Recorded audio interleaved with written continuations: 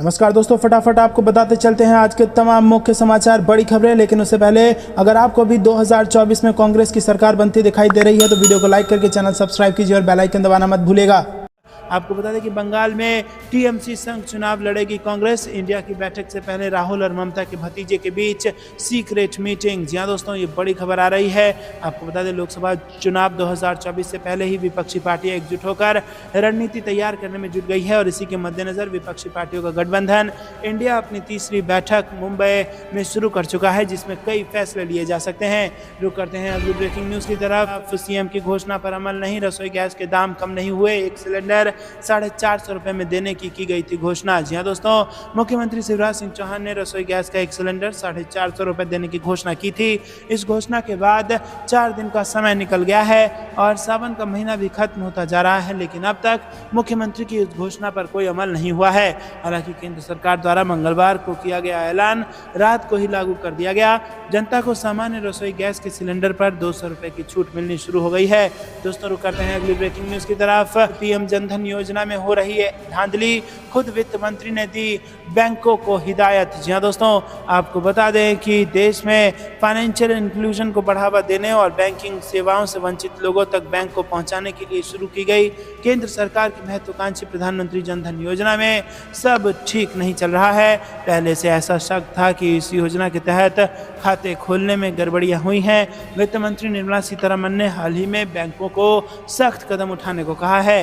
वित्त मंत्री निर्मला सीतारमण ने बुधवार को क्षेत्रीय ग्रामीण बैंकों के समीक्षा बैठक की। क्षेत्रीय ग्रामीण बैंकों के प्रमुखों के साथ हुई समीक्षा बैठक के दौरान उन्होंने कहा कि प्रधानमंत्री जनधन योजना के तहत खुल रहे अकाउंट में डुप्लीकेसी की शिकायतें आ रही हैं। उन्होंने इन खातों में दोहराव को रोकने के लिए क्षेत्रीय बैंकों को कदम उठाने का निर्देश दिया। रुक करते हैं अगली ब्रेकिंग न्यूज की तरफ। 100 करोड़ के घोटाले के आरोप में फंसे सीएस को मुद्दा बनाकर शिवराज को घेरने की तैयारी। कांग्रेस का नया प्लान मध्य प्रदेश में तैयार। जी हां दोस्तों, मध्य प्रदेश में विधानसभा चुनाव को देखते हुए कांग्रेस पार्टी लगातार सत्ताधारी भाजपा पर हमला बोल रही है। कांग्रेस आए दिन शिवराज सरकार के घोटालों और भ्रष्टाचार के आरोप लगा रही है। हाल ही में कांग्रेस पार्टी ने मध्य प्रदेश के मुख्य सचिव इकबाल सिंह बैस और आजीविका मिशन के सीईओ ललित मोहन बेलवाल के खिलाफ लोकायुक्त से शिकायत की है। कांग्रेस ने दोनों अफसरों पर 500 करोड़ रुपए के घोटाले के आरोप लगाए हैं। राज्यसभा सांसद विवेक तनखा ने इस मामले में लोकायुक्त को शिकायत दर्ज करवाई है। रुक करते हैं ब्रेकिंग न्यूज की तरफ। शेल कंपनियों में 20,000 करोड़ रुपए किसके? जयराम रमेश ने खड़े किए पीएम मोदी पर सवाल। जी हां दोस्तों, आपको बता दें कि कांग्रेस सांसद जयराम रमेश ने प्रेस कॉन्फ्रेंस कर प्रधानमंत्री नरेंद्र मोदी और गौतम अडानी के कथित रिश्तों पर सवाल उठाए हैं। जयराम रमेश ने आरोप लगाते हुए कहा है कि 28 जनवरी से 28 मार्च तक कांग्रेस पार्टी ने अडानी को लेकर पीएम मोदी से 100 सवाल पूछे। हमें कोई जानकारी नहीं है कि अडानी की शेल कंपनियों में 20,000 करोड़ रुपए का मालिक कौन है। उन्होंने आगे कहा कि राहुल गांधी ने इन मुद्दों पर लोकसभा में बात की और उन्हें लोकसभा से अयोग्य घोषित कर दिया गया। यह अडानी का मुद्दा नहीं है, यह मोडानी का मुद्दा है और इसीलिए असली मुद्दा पीएम मोदी और अडानी के बीच का रिश्ता है। जयराम रमेश ने आरोप लगाने से पहले प्रेस कॉन्फ्रेंस की शुरुआत में कहा कि 2014 में ऑस्ट्रेलिया में 9वां शिखर सम्मेलन हुआ, तब भारत के प्रधानमंत्री ने G20 के सदस्यों से कहा कि काले धन के खिलाफ, उसे इकट्ठा करने वालों के खिलाफ, शेल कंपनी के खिलाफ और टैक्स हेवन के खिलाफ सबको एक साथ काम करना चाहिए। दोस्तों, रुक करते हैं अगली ब्रेकिंग न्यूज की तरफ। देश की एकता अखंडता को बचाना हमारा फर्ज। इंडिया गठबंधन की बैठक से पहले लालू यादव का पीएम मोदी पर निशाना। जी हां दोस्तों, इंडिया गठबंधन की मुंबई में बैठक हो रही है और बैठक में शामिल होने के लिए तमाम विपक्षी पार्टी के नेता मुंबई पहुंच रहे हैं। कांग्रेस नेता सोनिया गांधी और राहुल गांधी समेत बिहार के पूर्व मुख्यमंत्री लालू यादव और उप मुख्यमंत्री तेजस्वी यादव भी मुंबई पहुंच गए हैं और इस बैठक से पहले लालू यादव ने कहा कि लोकतंत्र की रक्षा करना हमारा फर्ज है। इससे पहले भी लालू यादव पीएम मोदी पर जमकर हमला कर चुके हैं। बिहार के पूर्व मुख्यमंत्री लालू प्रसाद यादव ने मुंबई में पहुंचने के बाद कहा कि देश की एकता और अखंडता को बचाना हमारा फर्ज है। उन्होंने कहा कि लोकतंत्र की रक्षा के लिए हम एक साथ मिलकर लड़ेंगे, लोकतंत्र को बचाना हमारा फर्ज है। वहीं इससे पहले मंगलवार यानी 29 अगस्त को लालू यादव ने पीएम मोदी पर बड़ा हमला बोला था और कहा था कि हम नरेंद्र मोदी की नट्टी पर चढ़ने जा रहे हैं और हम नरेंद्र मोदी के नट्टी पकड़े हुए हैं, उन्हें पद से हटाना है। दोस्तों, रुक करते हैं अगली ब्रेकिंग न्यूज की तरफ। मत है तो कराओ 70,000 करोड़ के स्कैम की जांच।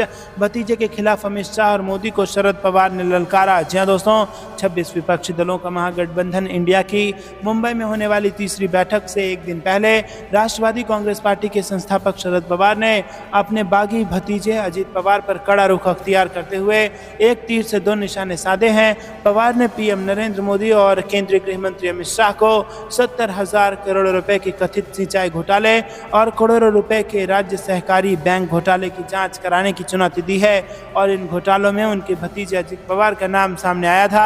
दोस्तों, आपको बता दें कि पवार ने कहा कि भोपाल की एक रैली में मोदी ने आरोप लगाया था कि केंद्र और एनसीपी सबसे भ्रष्ट पार्टियां हैं और सिंचाई विभाग ने 70,000 करोड़ रुपए के घोटाले और महाराष्ट्र राज्य सहयोग बैंक में घोटाले ने राज्य को हिलाकर रख दिया है। तो कहते हैं अगली ब्रेकिंग न्यूज की तरह। मध्य प्रदेश से बड़ी खबर। मध्य प्रदेश में चुनाव से पहले बीजेपी को बड़ा झटका। विधायक वीरेंद्र रघुवंशी ने छोड़ दी पार्टी और लगा दिया बड़ा आरोप। जी हां दोस्तों, भाजपा से नाराज चल रहे कोलारस के विधायक वीरेंद्र रघुवंशी ने आखिरकार पार्टी के समस्त पदों से इस्तीफा दे दिया और उन्होंने इस्तीफा देने के साथ ही केंद्रीय मंत्री ज्योतिरादित्य सिंधिया और उनके समर्थक मंत्री प्रद्युम्न सिंह तोमर और महेंद्र सिंह सिसोदिया पर गंभीर आरोप लगा दिए। रक्षाबंधन त्योहार की निपटते ही एक बार फिर मध्य प्रदेश की सियासत में गर्माहट आ गई है। कोलारस से विधायक वीरेंद्र रघुवंशी ने बीजेपी से इस्तीफा देते हुए 3 साल के कार्यकाल पर असंतोष जताया। उन्होंने कहा कि बीजेपी के 3 साल के कार्यकाल में कोलारस में भ्रष्ट अधिकारियों की नियुक्ति की गई। इसे लेकर उनके द्वारा लगातार मुख्यमंत्री शिवराज सिंह चौहान और पार्टी के वरिष्ठ नेता तक शिकायत भी की गई है, मगर किसी ने ध्यान नहीं दिया। वीरेंद्र रघुवंशी ने केंद्रीय मंत्री ज्योतिरादित्य सिंधिया पर भी गंभीर आरोप लगाए हैं। सिंधिया के बीजेपी में शामिल होने के बाद भाजपा की रीति और नीति में बदलाव आया है, ये बड़ा आरोप लगाया उन्होंने और ये भी कहा है कि उनके भ्रष्ट मंत्रियों की वजह से वो बीजेपी से इस्तीफा दे रहे हैं। तो दोस्तों, भ्रष्टाचार का आरोप लगाते हुए यहाँ पर बड़े नेता ने पार्टी का साथ छोड़ दिया है और इससे 2023 के विधानसभा चुनाव से पहले बीजेपी को बड़ा नुकसान संभव है।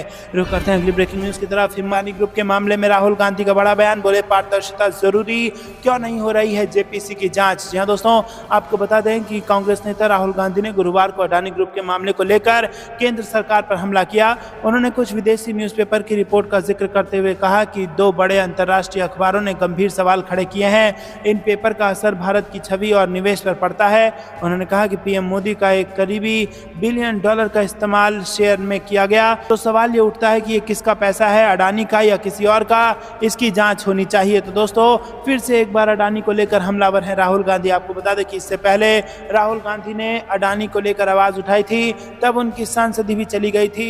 उसके बाद उन्होंने कहा था, मैं डरने वाला नहीं हूं, मैं देश की जनता की आवाज सड़क पर जरूर लेके आऊंगा। और उसी के बाद उन्होंने अब फिर से अडानी को लेकर के बीजेपी और अडानी दोनों को घेरने का काम शुरू कर दिया है। हालांकि उनकी सदस्यता वापस हो गई है, लेकिन तेवर अभी भी वैसे ही हैं। तो दोस्तों, क्या आपको भी ऐसा लगता है कि राहुल गांधी किसी से डरने वाले नहीं हैं? चाहे सदस्यता चली जाए, चाहे घर छीन लिया जाए, राहुल गांधी देश की आवाज उठाते रहेंगे। तो वीडियो को लाइक करके अपना समर्थन जरूर दर्ज कराइए। रुक करते हैं अगली ब्रेकिंग न्यूज की तरफ। हम इंडिया बैठक में शामिल होने से पहले अखिलेश यादव का दावा। बोले, 2014 में सत्ता में आई भाजपा अब 2024 में देश से विदा हो जाएगी। जी हां दोस्तों, समाजवादी पार्टी के राष्ट्रीय अध्यक्ष और पूर्व मुख्यमंत्री अखिलेश यादव ने कहा कि 2014 में सत्ता में आई भाजपा 2024 में देश से विदा हो जाएगी। अपने पैतृक गांव सैफई में रक्षाबंधन के अवसर पर प्रदेश भर से आए कार्यकर्ताओं से मिलने के बाद पत्रकारों से बातचीत करते हुए सपा प्रमुख ने कहा कि उत्तर प्रदेश देश का सबसे बड़ा प्रदेश है, जहां पर 80 लोकसभा सीटें हैं। भाजपा ने जनता को धोखा दिया है, जनता ही भाजपा को 2024 में सत्ता से बाहर करेगी। अखिलेश यादव ने कहा कि भाजपा 2014 में सत्ता में आई थी और 2024 में सत्ता से विदा हो जाएगी। रक्षाबंधन की बधाई देते हुए उन्होंने कहा कि दुनिया में एक ही भारत देश है जहां पर रक्षाबंधन का पर्व धूमधाम से मनाया जाता है और इसी के दिन हम सभी हमारी माता बहनों की सुरक्षित रहने की कल्पना करते हैं। आज मुंबई में होने वाली बैठक को लेकर उन्होंने कहा कि लगातार INDIA गठबंधन की बैठक हो रही है। तो दोस्तों, यहाँ पर अखिलेश यादव का बड़ा बयान सामने आया है और उन्होंने दावा किया है कि 2024 में बीजेपी को देश से विदा कर देगी जनता। रुक करते हैं अगली ब्रेकिंग न्यूज की तरफ। इंडिया गठबंधन ने उड़ा दी है पीएम मोदी की नींद। मुंबई बैठक से पहले अधीर रंजन चौधरी का तंज। जी हां दोस्तों, आपको बता दें कि लोकसभा से निलंबन रद्द होने के बाद कांग्रेस सांसद अधीर रंजन चौधरी ने गुरुवार को कहा कि उनकी कोई गलती नहीं है और शायद उन्हें गलत समझा गया है। उन्होंने कहा कि अगर ये साबित हो जाए कि उन्होंने कुछ भी असंसदीय कहा है तो वो सार्वजनिक जीवन छोड़ने के लिए तैयार हैं। इसी के साथ दोस्तों, जो विपक्ष की जो गठबंधन है, इंडिया गठबंधन, उसकी बैठक से पहले उन्होंने कहा कि इंडिया गठबंधन ने पीएम मोदी की नींद उड़ा दी है और उन्होंने बीजेपी नेता संबित पात्रा को पीएम के लिए नींद की गोलियों का इंतजाम करने की सलाह भी दे दी है। तो दोस्तों, क्या वाकई में संबित पात्रा को पीएम के लिए नींद की गोलियों का इंतजाम करना पड़ेगा और क्या वाकई में भाजपा की नींद उड़ चुकी है? कमेंट में अपनी राय जरूर बताइए। वीडियो अभी तक लाइक नहीं किया है तो लाइक करके समर्थन जरूर दर्ज कराइए।